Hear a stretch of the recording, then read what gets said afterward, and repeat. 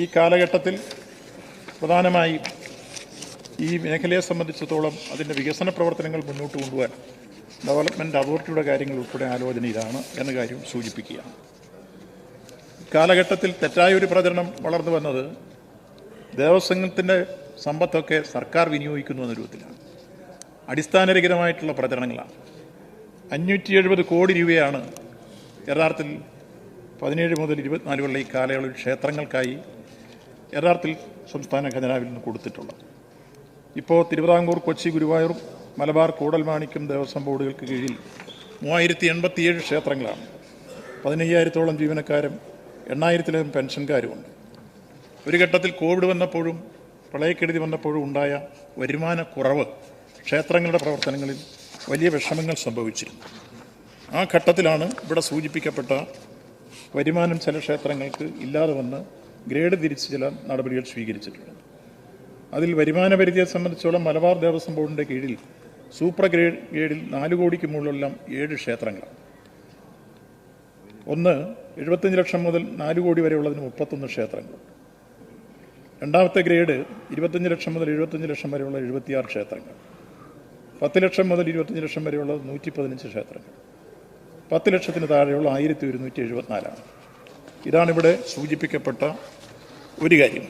മറ്റൊന്ന്, ഓരോ ക്ഷേത്രങ്ങൾക്കും ഓരോ ബോർഡിനും എത്രയാണ് കൊടുത്തിട്ടുള്ളതെന്നൊരു ചോദ്യമുണ്ടായി. തിരുവിതാംകൂർ ദേവസ്വം ബോർഡിന് 144 കോടി 96 ലക്ഷം രൂപ. കൊച്ചിൻ ദേവസ്വം ബോർഡിന് 25 കോടി 48 ലക്ഷത്തി 17,000 രൂപ.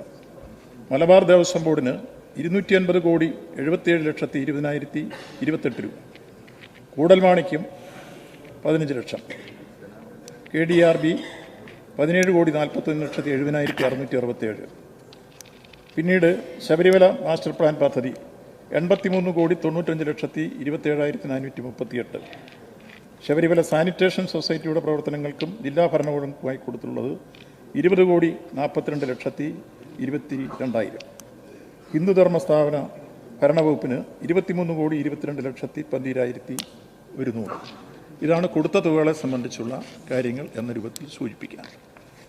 ഈ കാലഘട്ടത്തിൽ എല്ലാ ക്ഷേത്രങ്ങളുടെയും വികസനവും ഒപ്പം മലബാർ ദേവസ്വത്തിൻ്റെ ബില്ലിൻ്റെ പ്രശ്നം ഇതെല്ലാം സൂചിപ്പിച്ചു കഴിഞ്ഞു.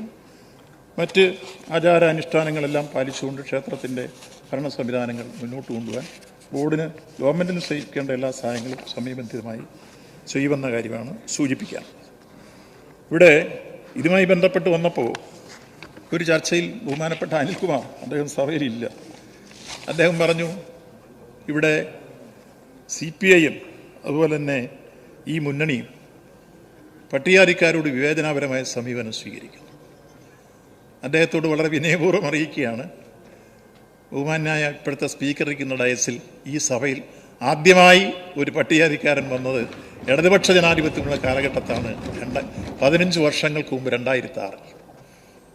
ബഹുമാന്യായ പിണറായി സർക്കാർ അധികാരത്തിൽ വന്നതിന് ശേഷമാണ് ക്ഷേത്രങ്ങളിൽ പട്ടികജാതിക്കാരനുൾപ്പെടെ 36 പിന്നോക്കക്കാരെ നിയമിച്ചത് എന്നത് ചരിത്രത്തിൻ്റെ ഭാഗമാണ്. അത് വിപ്ലവമാണ്.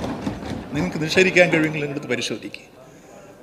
ശാന്തിക്കാരൻ, ക്ഷേത്രത്തിനകത്ത് ശാന്തിക്കാരൻ, ശ്രീകോവിലിനകത്ത് കയറി പൂജ ചെയ്യാൻ SC വിഭാഗത്തിൽപ്പെടുന്ന ആളുകൾക്കുൾപ്പെടെ അവസരം ഉണ്ടാക്കിയ ഒരു ഗവൺമെൻറ് പിണറായി സർക്കാരാണെന്ന് അഭിമാനത്തോടെ ചരിത്രത്തിൽ രേഖപ്പെടുത്തി. അത് മറക്കരുത്. ഞാൻ അന്നത്തെ ദേവസ്വം മന്ത്രിയായിരുന്ന കടകംപള്ളി സുരേന്ദ്രന് തമിഴ്നാട്ടിലെയും ആന്ധ്രാപ്രദേശിലെയും മന്ത്രിമാർ എഴുതിയൊരു കത്ത് ഞാൻ കണ്ടു. അവിടെ ഇവിടുത്തെ മുഖ്യമന്ത്രിയുടെയും അതേപോലെ തന്നെ ദേവസ്വം മന്ത്രിയുടെയും ചിത്രങ്ങൾ വെച്ച് പാലഭിഷേകം നടത്തുന്നു. രാജ്യത്തിൻ്റെ ചരിത്രത്തിൽ ഇതാ ഒരു വിപ്ലവകരമായ പ്രവർത്തനം ഇവിടെ നടന്നിരിക്കുന്നു. ഇത് നടത്തിയ ഞങ്ങളോടാണ് നിങ്ങൾ ഈ കാര്യത്തിൽ വിവേചനം കാണിച്ചു എന്ന് പറയുന്നത്.